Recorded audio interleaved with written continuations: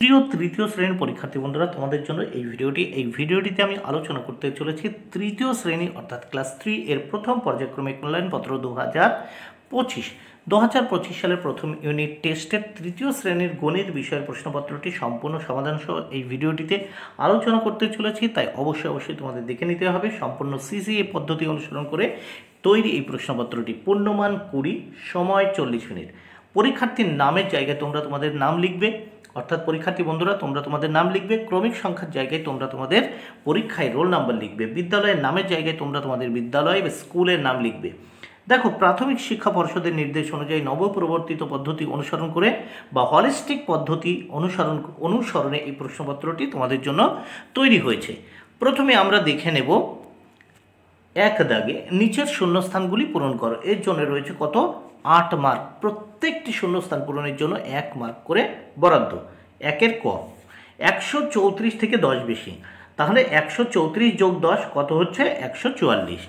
খ দাগে 333 থেকে 14 কমালে কত হয়? 319 পাবো। গ দাগে 12টি লিচু দুজনকে সমান ভাগে ভাগ করে দিলে প্রত্যেকে পাবে, দেখো 12 ভাগ 2 মানে 6 দুগুণে 12, 6টি করে। ঘ দাগে 432 সংখ্যায় লেখো, দেখো 432। এবার নেক্সট আমরা দেখব উঙ্গদাগ। এখানে প্রথম বাক্সে 10, দ্বিতীয় বাক্সে 10, তারপর ত্রিভুজে 1 1 1, তাহলে 10 10 20 আর 3 কত হয়? 23। সংখ্যায় লিখলে কত হবে? 23। চ দাগে 423 সংখ্যাটিতে 2 এর স্থানীয় মান কত হবে? 20। ছ দাগে দেখো এখানে বলছে এই 10-এর সঙ্গে কত গুণ করলে 100 হয়, তাহলে 10 গুণ করলে 10 গুণ 10 কত হয়? 100। বর্গীয় জ দাগে দেখো 707 সংখ্যায় লিখতে হবে, দেখো লিখলাম। এখানে সংখ্যাটিকে কথায় লিখতে বলেছে, 707 লিখে দিলাম। এবার নেক্সট আমরা দেখব 2 দাগে। 2 দাগে কি বলেছে দেখো, যোগ করো। এর জন্য রয়েছে 2 মার্ক বরাদ্দ। তাহলে আমরা উপরে দেখছি 502 যোগ কত? 28। তাহলে আমরা প্রথম 8 আর 2 যোগ করব। 8 আর 2 কত হয়? 10-এর শূন্য, হাতে থাকলো 1, সেই 1 2-এর সঙ্গে যোগ করলাম, 2 আর 1 3, আর উপরে শূন্য, 3-এর সঙ্গে 3 যোগ করলে, শূন্যর সঙ্গে 3 যোগ করলে 3ই হবে। এবার এই দেখো 5-এর সঙ্গে আর যোগ করার কিছু নেই, তাহলে 5 বসিয়ে দিলাম, কত হলো? 530। এইবার নেক্সট আমরা দেখব বিয়োগ করো। বিয়োগ করতে বলেছে এখানে দেখো 41 বিয়োগ 14, তাহলে উপরে 41, নিচে রয়েছে 14 বিয়োগ। তাহলে প্রথম আমরা 1 থেকে এই 4 বিয়োগ করব। উপরে 1 মানে মনে মনে, তার আগে আমরা 1-এর আগে 1 ধরে নিই, তাহলে কত হয়? 11। তাহলে 1 মানে 11, 11 থেকে 4 যদি বিয়োগ করি থাকে কত? 7। তাহলে ওই ওপরে যে 1 ধরেছিলাম সেই 1 এই 1-এর সঙ্গে যোগ করলাম, 1 আর 1 2, তাহলে 4-এর থেকে 2 চলে গেলে কত থাকে? 2 থাকে, 27। তাহলে উত্তর হচ্ছে এখানে কত? 27। তাহলে প্রথম পৃষ্ঠের অঙ্কগুলি সমাধান আমি করে দিলাম। এবার আমরা দেখে নেব নেক্সট পেজ বা পরের পাতায় কি আছে সেগুলো এবং তার সমাধান। প্রথমে কি বলেছে দেখে নেওয়া যাক। 4 দাগে বলেছে গুণ করো, এর জন্য রয়েছে 2 মার্ক।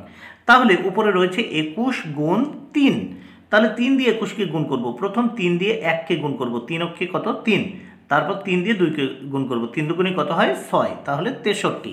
21কে 3 দিয়ে গুণ করলে হয় 63। এবার 5 দাগে কি বলেছে দেখো, ভাগ করো। 48 ভাগ 4, 48কে 4 দ্বারা ভাগ করতে হবে। তাহলে আমরা দেখো এই 4 দিয়ে প্রথম ভাগ করব 48কে, প্রথমে এই 4কে নেব, মানে এই প্রথম 4কে প্রথম ভাগ করব, 4 অক্ষে কত হয়? 4, তাহলে 4-এর ভিতর 4 কতবার যায়? একবার। তাহলে এবার এই 8 নিচে নামালাম, 8-এর ভিতর 4 কতবার যায়? এই 2 বার। 4 দুগুণে কত হয়? 8, তাহলে মিলে গেল, নিচে বসিয়ে দিলাম 0।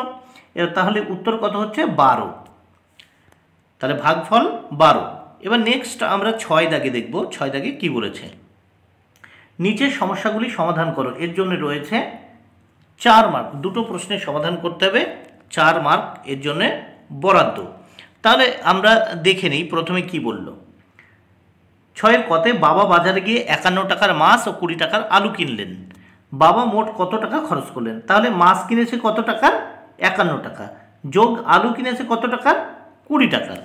তাহলে আমরা যোগ করব। দেখো প্রথম এই 1 আর 0 যোগ করলাম, 1 হলো, 5 আর 2 যোগ করলাম, 7 হলো। তাহলে বাবা 71 টাকা খরচ করলেন। কত টাকা খরচ করলেন? 71 টাকা। নেক্সট আমরা এবার দেখব খ দাগের যে অঙ্ক সেটি।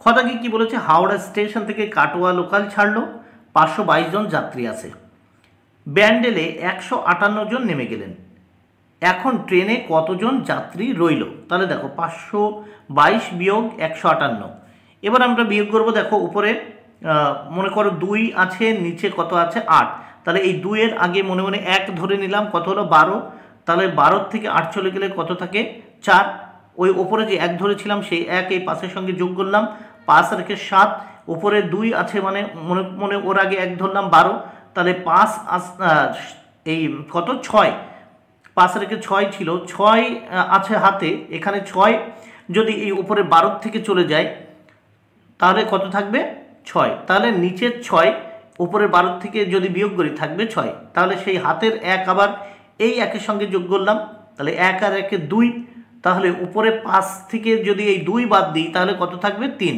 364। অতএব এখন ট্রেনে 364 জন যাত্রী রইল। বন্ধুরা ভিডিওটি ভালো লাগলে অবশ্যই লাইক কমেন্ট